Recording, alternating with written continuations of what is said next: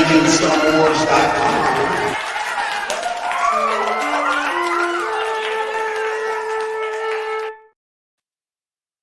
Today, Rob was feeling a little bit blue, so we're gonna talk about Avatar today.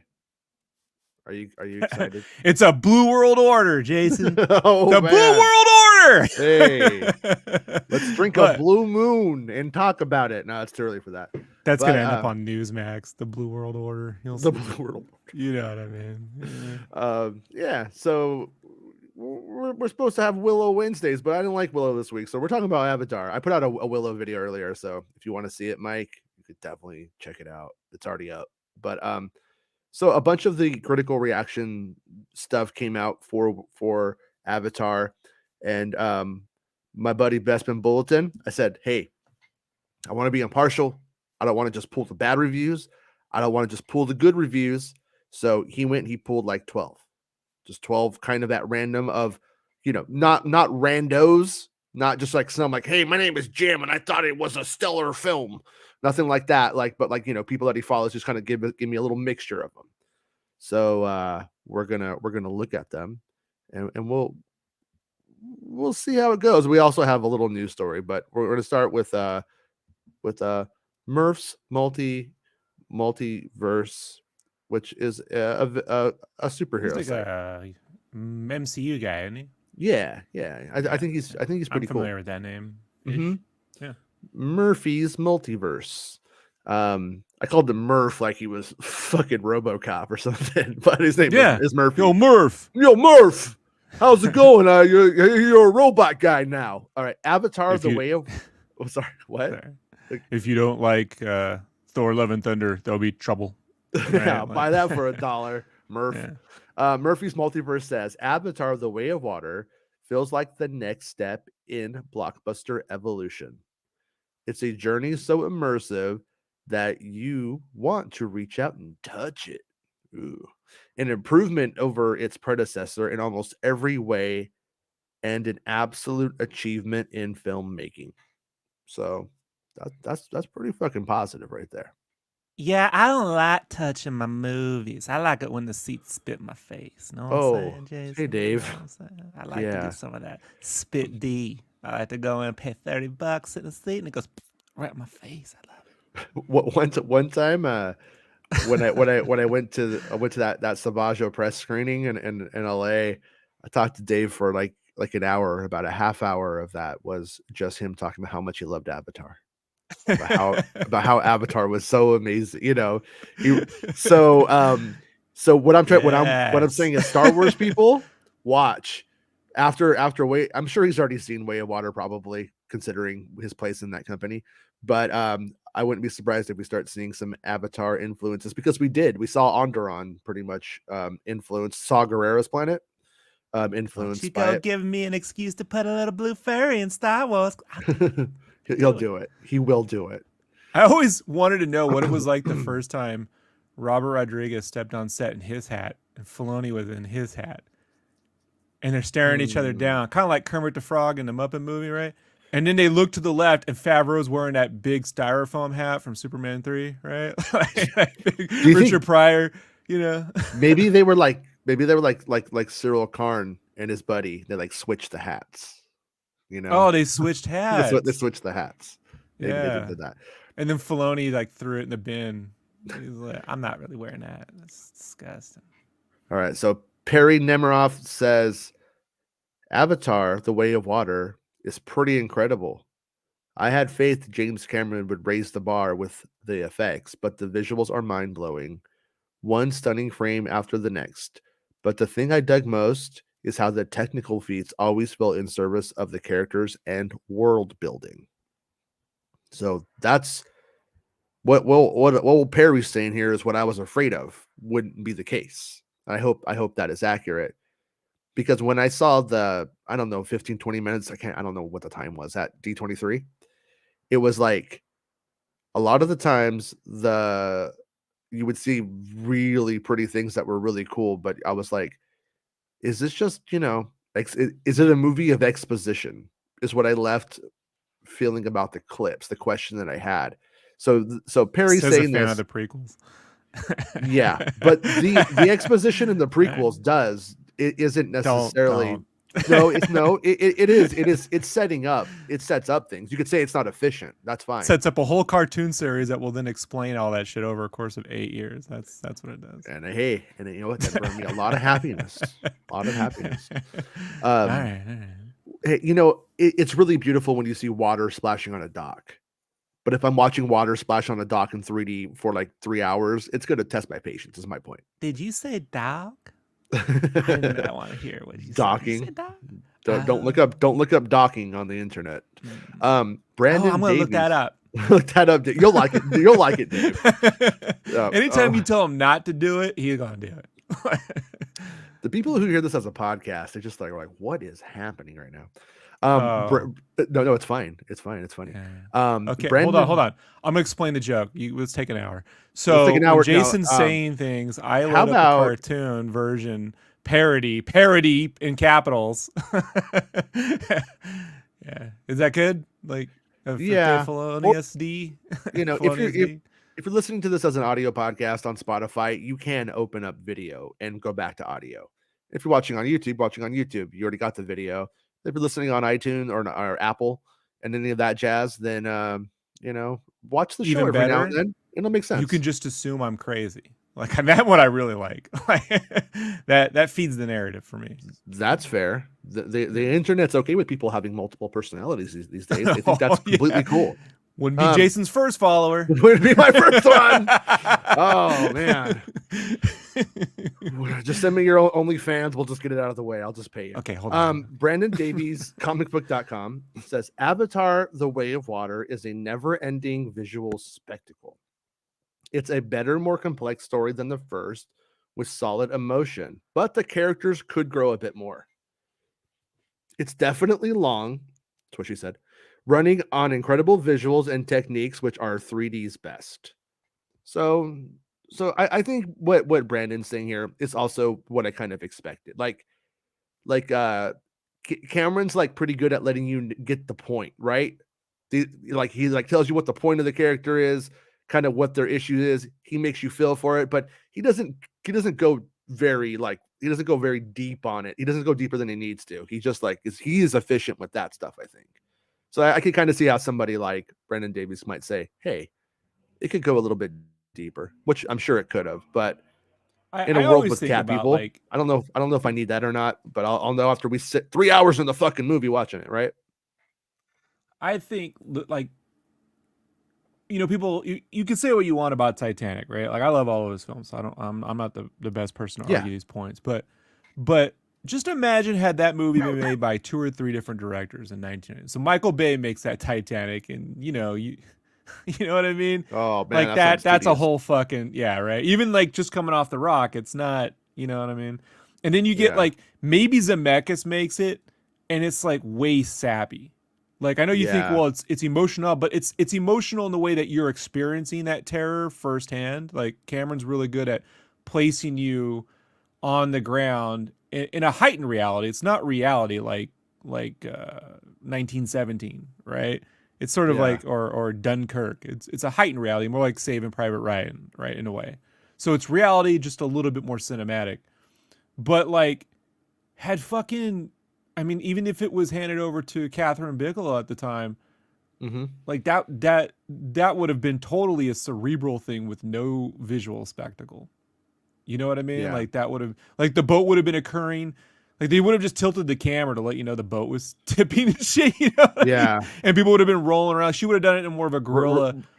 Rose would have just been like, I don't want to get married. Have you seen my big old boobs? That would be like pretty much what I would take away from it. Yeah. But Cameron's the only guy that would fucking build physically the ship at like a 1/4 scale or something, like pretty big, right? 1/2 scale, whatever, 1/4 scale.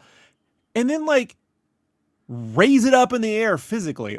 Guys, it wasn't a tank of water, out in Rosarito. I got photos of this thing just sitting there, at a 45-degree angle, So all this shit could actually, so when they're in the room, everything can actually fall in the direction. All the shit in the rooms can fly around and get filled with water accurately, realistic. And then when they were done with the take, they had to lower it, and guess what all the people had to do? They go and put all that shit back. So like no one else is doing that. Like only Kubrick would have done it. And then it would have took Kubrick like 40 years because he would have demanded 27 takes. So the dude's still an efficient filmmaker, and that he's gonna get takes, he's gonna be there, but it's not like, I don't know, man. Like he's the best blend between a Kubrick and a Spielberg. You know what I mean? Like there's somewhere with a little bit of like MTV, like 1990s MTV thrown in. There's a little bit of a music And he video. saved Del Toro's dad for $1 million. And I mean, look, Ryan Reynolds is trying to take up the space as the guy who helps everyone, but look, James Cameron ain't hawking you fucking Ryan cell Reynolds. phones. I need You don't see Christmas James money. Cameron hawking you fucking alcohol and liquor like fucking The Rock, right? James Cameron bails out Guillermo del Toro's dad, dude. Yeah. Gil Toro. I mixed it up. Gil Toro was my Gil lesbian Toro. aunt. It's easier to say Gil Toro. You know? It- But honestly, Gil. he made a movie about a fish fucker. Like it's great. Like chick fucks fish. Hey. Won an Oscar. Like Guillermo del Toro wins. Like, Oh, that weirdo. What's on Disney Plus? Says what's on? Is this on Disney Plus? No. Avatar: The Way of Water is the most beautiful film I've ever seen. Oh, calm down a little bit here. Yeah, it probably is. Is it an experience that needs to be seen on the big screen and in 3D? I absolutely digital loved it, laser projection, Jason. and I can't wait to watch it again. It's a masterpiece in terms of technical wizardry. It's easily my favorite film of the year. So that's what what's on Disney Plus thought. We all know that's just Bob Thumbcheck. You know That might be. Thumbcheck. Yeah, well, what was the term you were using the other day? Recency bias. Might be a little bit of recency bias on that one, but time will tell. But I mean that's definitely a glowing review, and this person clearly left elated by the experience. Nick and Novak from Fandango says, "If you think you've seen Avatar, think again." Oh shit! The only repeat from the original is the "never experienced anything like it." Better than first. Easily. The 3D water world and creatures are so surreal, it's downright moving. There's a major Titanic homage. Okay, cool. Yeah. See, just pretend they're reviewing Kenobi, then you could get all excited, right, Jason? You wouldn't be so cynical. You'd be like, okay. Oh my God, he's never seen a man in a camera. Hold on. I'm going to do it, okay? If you think you've seen Revenge of the Sith, think again. The only repeat from the original is the never experienced anything like it. That's true. I've never experienced anything quite like it. Better than Attack of the Clones? Easily. Yeah, you got me there. The 3D water world and creatures are so surreal. It's downright Lava World. moving. Let's say Lava World, right? Well, no, we're gonna go with Camino. But it's Revenge of the Sith. No, I'm going all over the prequels on this. Oh, one. you're all Attack over of the it. Clones. Okay. Yeah, the 3D water world, the creatures are so surreal. It's downright moving. There's a major Titanic homage in Attack of the Clones. Okay. Okay. Look, I've tried to tell you all, Avatar should have been Star Wars Episode 7. Lucas, a 9-foot-tall blue alien in connection with a living force planet, is actually what Star Wars needed more than some British girl with an identity crisis. You know what I'm going to call you, Rob? You're an Avatar. Remember? I'm an Avatar. A-W-E. Avatar. I don't really know what a tart is, but I remember my mom watching like Dallas and shows like that, and they were like, "You tart." I was like, "Ooh." Oh, that's when Americans try to be British, that transatlantic shit. Mm-hmm. Right? Yeah. All right. Amon Warman Empire says, Avatar: The Way of Water. Liked it, didn't love it. The good news is that the 3D is good again, yay. And the action is pretty incredible, especially the final act. But many of the storylines feel like they have to stop and start, and the high frame rate was hit and miss for me. So I feel like that's a pretty reasonable. Like I kind of trust this one. This one feels like very authentic. Let's just replace it with, let's say, hashtag the Batman. Now reread it. Okay. Liked it, didn't love it. The good news is that the bad is good again. Yay. And the action is pretty incredible, especially the final act. Oh no, that's when it flooded, dude. But many of the storylines feel like the water. They have to stop and start. And the high frame rate was, the high frame rate stuff. I would wish I had seen more of this because I'm curious what he means by variable frame rate. They're just calling it high frame rate, but it's okay. variable But frame rate. So. how is it hit and miss? Would that be like it's there and then it's not? It's only there during. This is Douglas Trumbull kind of came up with this idea that they believe one of the problems with 3D is ghosting or flutter, right? Okay. So the idea is to add frames during action sequences to remove motion blur during. This is why when you play a 60 frames per second video game, I can't play it with motion blur. I get fucking sick. You know, like I need to like turn that off, right? So it's that idea. However, I have found that in a digital laser projection theater, nice laser projected theater, that flutter isn't there at all. Like, it's really, I don't know why that is, but it's not. Like when I saw the Avatar HDR re-release, it was fine. Like, and it still looked like a movie. I imagine it just goes, it's like going from, cinematic mode to motion smoothing mode for like here and there. I don't like the look of it. The people in the British, they're gonna fucking love it because my buddy from the UK, when we saw The Hobbit in 48 frames per second, he was like, "This looks like how I know TV." I'm like, "Your TV sucks." Yeah, like, PAL. Was it PAL? Is that what it's called? I made it like that for us. Yeah, 60 hertz. Yeah. I don't like it, but when I saw this in that way and it was amazing.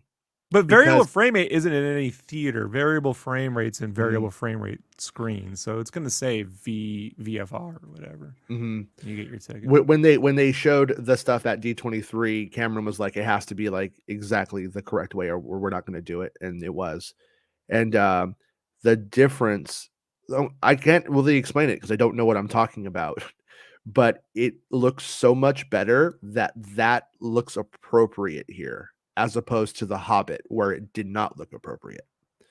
I'm sure it looks appropriate. I just know that whatever I saw, when I saw the preview for Avatar 2 and when I saw the re-release of Avatar 1, like that looked great to me. Perfectly fine with that. So, all right. Ian Sandwell from Digital Spy says, unsurprisingly, Avatar: The Way of Water is a visual masterpiece with rich use of 3D and breathtaking vistas. It does suffer from a thin story and too many characters to juggle. Yet James Cameron pulls it together for an extraordinary final act full of emotion and thrilling action. And now, go on. I don't know, that's fine. Go ahead. No, I was going to say, with as long as these movies are and how many that they want to make, this first film, which I'm really considering this like the first film in the series. Like I feel like this Way of Water is where it's starting with the current, like with this actual saga by the sounds of things. And I think it's like a TV show where I'm hoping that all of the characters that are added here pay off. We don't have to have this kind of exposition again with the introduction of characters. I'm hoping that it allows us to hit the ground running on the sequels and that this is ultimately worth it. Because in the clips that I saw, there was no explanation of who was who, what was what, and there was just a bunch of blue people, and it was very confusing. Yeah, but Cameron's from my perspective, seeing rando clips. And so what I'm saying is, I think that what Ian is saying here is probably somewhat true, but is it an investment in the future, or is it a Jar Jar Binks moment where you invest in a CGI character and then it doesn't come into anything? Then that would be a waste. No, okay. So here's the thing. Like, I got a buddy who's like super fucking critical on every fucking thing. I don't know. He's one of those jaded. He's been following movies too long. Okay. And so he has to always be like, "See, Rob, you're just apologetic. You apologize for everything. You love everything." And I'm like, "You should go on my show and tell everyone that I love everything." Like, yeah. Let's see what they think about that. But the thing I want to say is, and this has been happening since Terminator 2, as far as I can remember, right? Okay. Maybe the promo for Aliens 2, but I was too young to know how it was being promoted, right? But since The Abyss tanked, and mind you, if it weren't for Bonfire of the Vanities, that would have been the biggest movie disaster in a long time, right? You got to understand, people were shitting on that film left and right when it totally fucking didn't work, you know? Yeah. And so he goes from The Abyss, which was a giant commercial failure, right? And a fucking nightmare to make. Like, even his own actors disowned him. You know, go look up Mary Elizabeth Mastrantonio and Ed Harris and how they feel. You know, listen to Ed Harris on the Criterion Rock DVD or Blu-ray. It's on there, right? When he's talking, The and Rock, he's trying to tell. The Rock got a Criterion release. It did get a Criterion release. What the and fuck Ed is Harris going on? It jumps around the cast, and Ed Harris is like, you know, Michael wants to be James Cameron. I told him you don't have to do that. He doesn't have to be that way. He's like, oh. But he jumps to Terminator 2, and Terminator 2 ends up being the most expensive movie ever made at the time, right? Yeah. So, and just imagine that. Imagine what's the director of Morbius goes and makes the most expensive movie ever made, right? Just think about that for a second, some big commercial failure. And in the promotion of it, Cameron started doing something I thought was really clever. He goes, "Hey, this is the most expensive movie ever made. This doesn't do well. I don't have a career. Arnold probably doesn't have a career. So, you know, I mean, we got to get out there and get people and see." It's this whole, he learned how to market himself as the underdog when he's making the most expensive movie of all time. And he did it again on Titanic. He came out there, went on Stern. He's like, "Hey, man, this is what I had to give up my money. I gave up my thing to get the movie made." You know, and everyone's like, "Oh, man, James Cameron gave up his fucking fee to help get the movie made." It's like, yeah, I mean, all right. You know, like you, all these things. And then you get to Avatar. Hey, we get to Trump was president and he kept saying, acting like he was the underdog when he was literally the guy in power. It's just a good marketing tactic. And he did it with Avatar. Hey, I'm the guy who made Titanic. I was king of the world. But he doesn't mean, he goes, "Hey, man, you know, like here, I'm going to fall flat on my face. Everyone's going to laugh. And no. We had to build a technology and it wasn't easy. It's super hard. Blah, blah, blah. No one's ever wanted people see 3D. It's a joke. It's the 50s. And blah, blah, blah." Like it just, and then here we are again. "Hey, man, I made 4 movies and maybe they won't make them. But you know, the 4th one's fucking the best ever. And if we don't get there, then you really think if this movie tanked, let's say it made nothing. Like I was told this movie was going to make nothing for years, right? Let's say this fucking movie makes $60 million total. That's it, you know? And $1, whatever. Okay. You think James Cameron won't be able to he owns the IP. First, you got to understand, he owns this whole thing. He didn't sell it to Fox like he did with Terminator. You know, once he got the Titanic, he's like, "I'm going to make something I own." That was the whole point of Avatar. He had been trying to make Spider-Man. He gave a shot at X-Men even before that. Yeah. And he's like, I want to own, like Lucas, I want to own the thing. I don't want to be adapting someone else's property. So if you think this didn't work, he won't just walk this shit right over to Legendary, who just set up shop at Sony, who has a deal with China for distribution, or walk over to the Warner Bros. Or Universal. Someone needs a Star Wars-like giant Marvel thing in the fucking theaters, right? So Disney can be like, "Well, even though it made $1.9 billion, we're not going to make the next one because that didn't meet Disney expectations," right? Yeah. But what's he supposed to do? Come out before the movie? Imagine if he came out before the movie and go, "Hey, if this doesn't work, I could just take it to Legendary." Then all the fucking news would be like, "Oh, hey, Cameron says if the movie doesn't take it, he's going to take it somewhere else and force us to watch the sequels." You know, like it's just, you got to think how to market and brand yourself. If you go out there and pitch, like Jedi Mike's always trying to pitch his jokes, and they don't work. But imagine going out to the public and in front of cameras and pitch your fucking style of humor everywhere. I love you, Jedi Mike. This guy, he's just... not so much. I'll abandon you in the desert. I don't care. So you know, for $5, it won't take much to get him in the car, Jason. I'll just go, "You want $5? Oh, you want $5? And he jumps right in there, and then we just dump him off in the desert and take off. Keep the $5. So. All right. Alexander Cardella from Movie Zine says, "While Avatar: The Way of Water doesn't really exceed expectations, Cameron's stunning sequel adds a touching family drama. The stakes are higher. New likable characters take the lead. Prepare to cry for CGI whales and fall in love with the Sully kids. 3 hours never felt so short." So once again, I liked this because it's we didn't really exceed their expectations. You know, they weren't floored, but they did give it credit where it succeeds. And I have been worried about the family, the kids, Marty. It's your kids. Yeah, you know, I've been worried. What are they, assholes or something? I'm not worried about the time because, man, how long was Abyss? Everyone told me that was the longest movie ever made, and I could watch this over and over again. Yeah, I can't sit through 10 fucking minutes of Eraserhead. You know, so time is that's see, Eraserhead is when I learned what Einstein was talking about, relativity. You know, if you think you're getting older and time is moving faster, just put on Eraserhead. Everything will slow down. things are supposed to hurt, Rob. That's what Eraserhead does. It makes you live in that painful moment. But okay. Yolanda Machado said from Entertainment Weekly. Machado. Read it. This is hilarious. Yeah. James Cameron's Free Willy. James Cameron is a technological master, and his direction is at its most precise here. The film as a whole, while a technological marvel with a breathtaking world, it's just Dances with Wolves and Free Willy for Gen Z. P beforehand. Ouch. Ouch.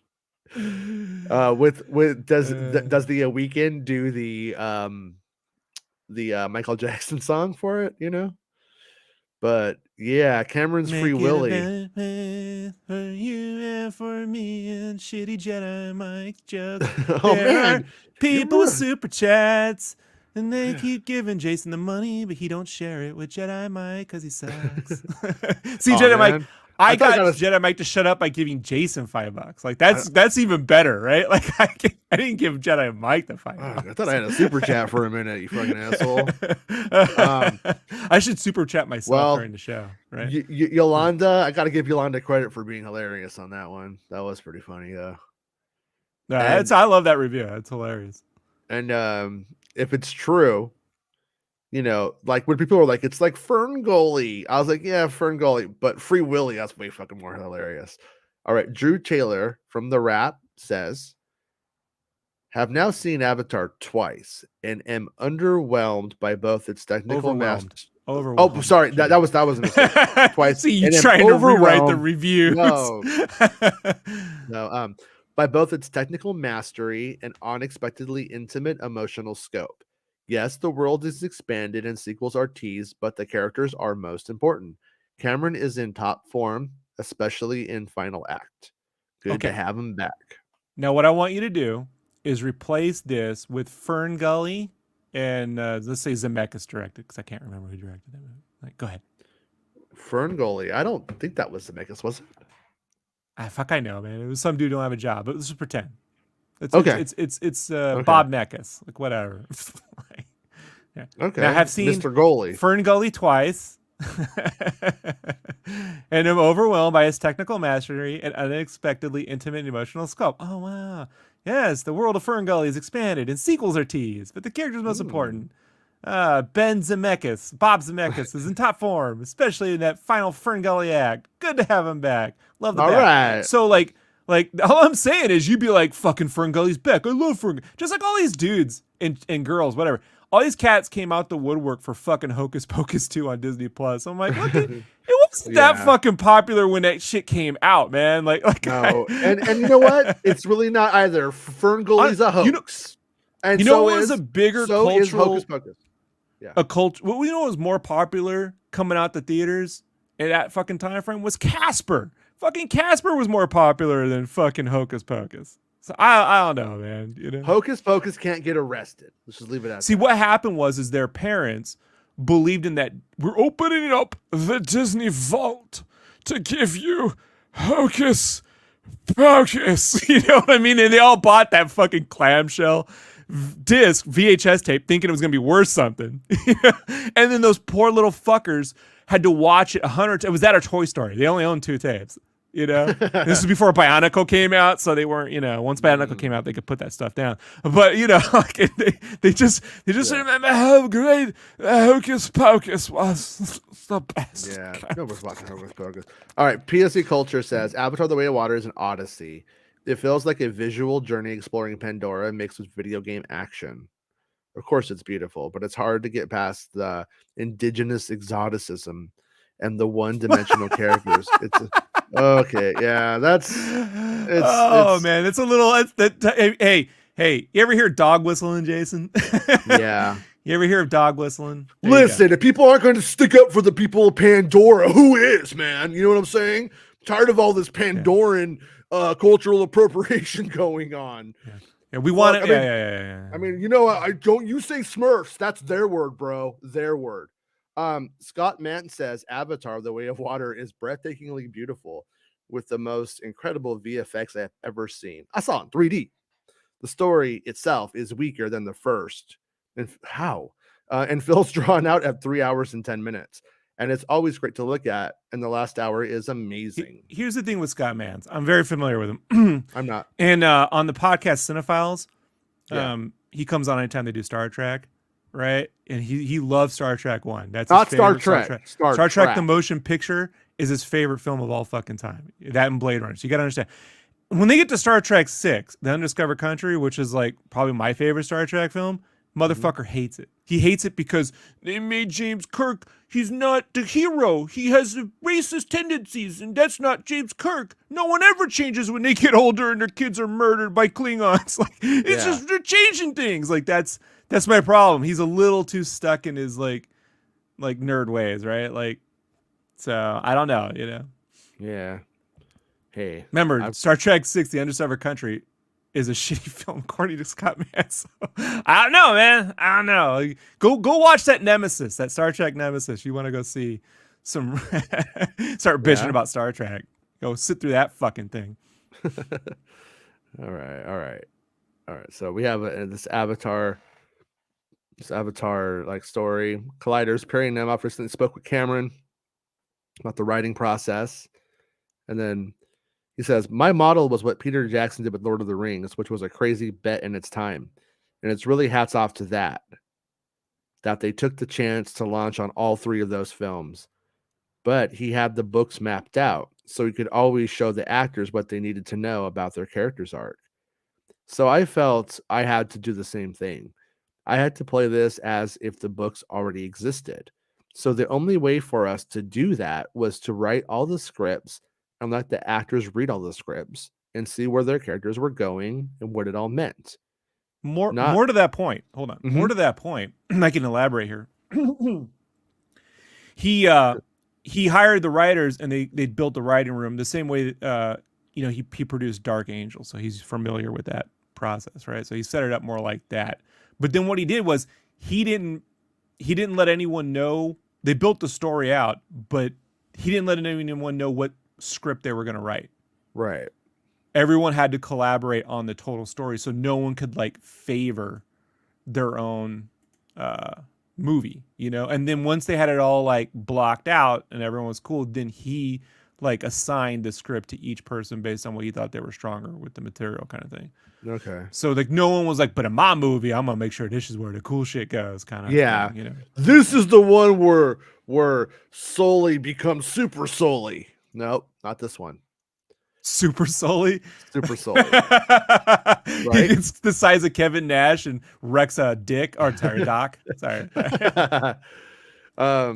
Cameron also talked about the difficulties of filming multiple sequels at the same time. This is what I find the interesting part, because as a Back to the Future fan as a child, I saw Robert Zemeckis lose mojo about halfway through part 3. You know, it happens. It's a lot.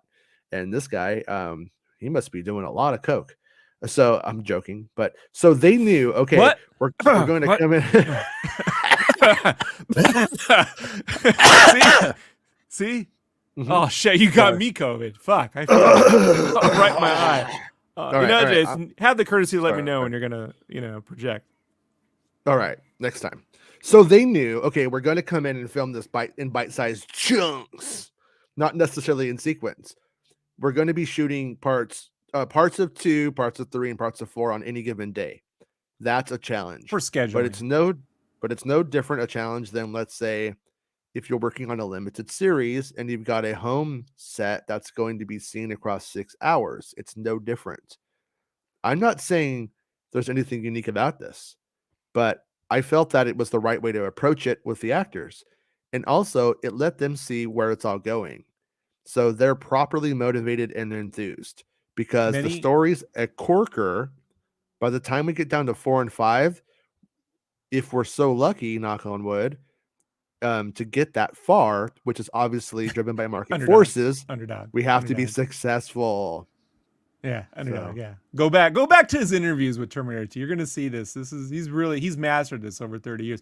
I want to say, like, this is something Robert Meyer Burnett and a few other those older nerds have been saying about the sequel trilogy. Why didn't even Harloff, right? Why didn't they just shoot all at once, so all the actors and then they kind of they do the big thing and then they can release it out? Yeah, and it's like, well, Here they did it because Well, it would become forever. because it would be super coming fucking out hard. this year if they had done that. That's why. Yeah. Well, that's But what also- Star Wars should have waited. Like Also, honestly, what it Disney sounds could like use the booze, but- that they're trying to do with the Lindelof thing. You know, it sounds like they are Right. trying to do that. So we'll see. And if they by do the it, way, though. that is after giant, Willow, I think Kathleen Kennedy needs to go. I'm kidding, but I do. Think it is a giant nightmare to do. You have to, and if you want to see like just like someone, I feel sympathy toward them, but I think someone struggling with it is just go watch the Kenobi series and watch one person like try to like handle 6 hours of content, in a tight like a year, like not years to like a year to put all that out. Like that's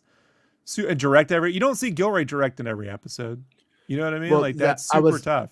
Gonna bring that up. I'm like, Tony Gilroy was like, I'm fucking exhausted trying to do this with Andor. And so this guy's like, yeah, I'll do it for 6 of them though. It's like, I'm kind of surprised he didn't bring in more directors to collaborate with on this. Most people would have. But but the thing is you got to remember, he's already talked about the possibility of that or the probability of that. But the deal that was signed in 2017 with Fox was for him to do these. Yeah. Like that 250 million a film. They can't market Avatar. This is the same problem that Warner Brothers ran into on the Hobbit movies when Peter Jackson didn't want to fucking do them. He had the stomach surgery. He's looking fit. He's looking like a lean hobbit. And then Warner Bros. Like, we don't think we can sell Lord of the Rings directed by Guillermo del Toro. yeah, And then it needs to be the Jackson can only do it to Jackson. So they fucking wouldn't sign off on the film. So all this fucking dev is going to be thrown out. All these jobs are going to be wasted. Andy Serkis ain't going to have a directing career because he was supposed to be, first AD, or second unit director, whatever, the fucking second to the director, right? okay. And so then Jackson comes on board and takes over the fucking, oh, fine, I'll do it, but you're going to regret it. Yeah. And we did. We all regretted it. We're gonna wash dishes. He fucking taught us. Yeah. All right. This is the quote you sent me, right? Yeah. I can't tell you the details, but all I can say is when I turned in the script for the script for 2, the studio gave me 3 pages of notes. And when I turned in the script for 3, fuck Ferngully. they gave me a page of notes, so I was getting better. When I turned in the script for 4, the studio creative executive over the films wrote me an email and said, "Holy fuck!" And I said, "Well, where are the notes?" And he said, "Those are the notes, because it kind of goes nuts in a good way, right?" Oh fuck, Cameron! You want to get nuts? Extreme. Come on, let's get nuts. In reality, the studio executive was like, I am not going to be at this company when this film comes out. I don't care, but I will take the responsibility for being the guy to say that if it's good. That's a take. That's a take. No, I mean, realistically, no one stays at these companies long enough to even mostly see the sequels through. So, That's true. So he's like, the 9th one. Whoa, Cameron, calm down, buddy. That was too good. And that person was Michelle Regewan. Right? Michelle Regewan, who said, "Hey, you know what would be cool? If we put some Metallica in this bitch." I mean, if she said that, actually, she got out. She got out the house. I would be like, "Man, will you marry me?" That's what I would be thinking. Because you're fucking crazy. And I love you. Fair take. But but the results, can't lie, are not good. So far. But anyways, so that was our Avatalk episode, I think. Avatalk, the Way of Ward is what we're going to call the show. Sorry, Rob. The Way of Rob. Way of Ward. The Way of Ward. I got it. It's all right. But the problem is you got to change the title now. Yeah. But here's the thing, folks. I don't care. Like my buddy was telling me, he goes, well, what if they never make another one? And I'm like, well, they never made another fucking they made Ghostbusters, but they didn't make they didn't make another Iron Giant. You know what I mean? They didn't make another fucking Batman 89. They made Batman Returns, which is just may as well be a reboot. Like they didn't make another Ghostbusters 84. They made a Ghostbusters 2. Like there are just things that I'm like, there really is only one version of the thing I like from the 80s anyway. Like I only like Back to the Future. So I'm like, fine. They never make another one of these fucking things. Whatever. I got the one. Whether they make money off or not, that ain't my fucking problem. That's the people who invest in it's problem. Right. Right. So we live in a world now where it's like contrarianism is sort of like the dish of the day, right? Like it's hey, Marvel needs to take their stuff serious and not have jokes all the time, and they need to have visual effects that are actually really, and then when you get visual effects that are really good and there isn't jokes every other fucking line taking away the drama, then you go, but not if they're blue. Unless they got tentacles on their head and lightsabers, they can be blue. Like, you know, and then it's like, I don't want it 3 hours. But then like when Spider-Man No Way Home came out, they're like, it's only 2 hours and 30 minutes. If it was really great, it'd be 4 hours long. Like, I don't know. Yeah. This is just this is 1 year ago. This is 1 year ago. I mean, that's what people who talk shit on Crystal Skull say too. And then they go and talk about how Transformers is so good. It's like, that's how movies looked in 2008. They shouldn't be making sequels. No one asked for it. I'm like, hey man, no one asked for 9 fucking Transformers films, man. No one asked for you to pay attention to it if you don't want to. That's what it comes down to. But whether a movie makes money or not, I don't know, Jason. Like, does that affect you or me? Like, no. No, I mean, like for instance, I want Avatar and Star Wars to make money because I do want them to make more of them in the end. Like, I do want that stuff to exist. You know, I won't lie. When these movies were like 10 years later, they're like, we're going to be doing it. I was like, I still wonder, do we need Avatar in the era of Star Wars and Marvel? Do we need it? I don't know. When I see the movie, I'll answer that question I asked myself. Here's what I would say you do, because Cameron is putting his personal experiences as an oceanographer and whatever documentarian into the films. And I feel, other than Andor, we're not getting personal human experiences in these films, in Marvel or fucking Star Wars. Andor, we're getting people who like to write. Andor, bitch. I said Gilroy and Andor. I said that. Other than Andor. But you know what I said? I said Andor, bitch. We're getting people who put story cards on the thing and they follow the fucking inciting incidents and they give you your 3 acts and they give you, you know, they're following all the story beats, the Truby fucking notes and the Robert McKay's and bullshit. But they're not putting the human experiences in. So you could say, well, I have no interest in the ocean. And then I'd be like, until fucking Aquaman comes out and that makes $1 billion fucking dollars. Like, it's not true. You have an interest in Aqua fucking Man. I don't know why. You know, I don't know why. But you do. So Azatrue says today in Crazies, Avatar and Transformers is going woke because of activist directors. And the environment is a big focus in the film. Seriously. Yeah. I mean, those people are just idiots. There's nothing that we can do about it. And the welcome to disinformation, Azatrue. You got a whole life to look forward to this. Unfortunately. Actually, Azatrue, how old are you? I was thinking about this like the other day because it's like I have no idea how old Azatrue even is. For all we know, Azatrue's like 47 and he's got like 3 kids and a mortgage. Look, and he doesn't want to hear our shit right now. Jason, all I know is right after the show, he asked me, he wanted a keg of beer. You know what I mean? Azatrue's 24. Yeah. Azatrue's 24. I want a keg of beer. I want a keg of beer. Keg of beer. I want a keg of beer. Okay. He's not. Yeah. No. But that's the thing is that, like, you know, you have these.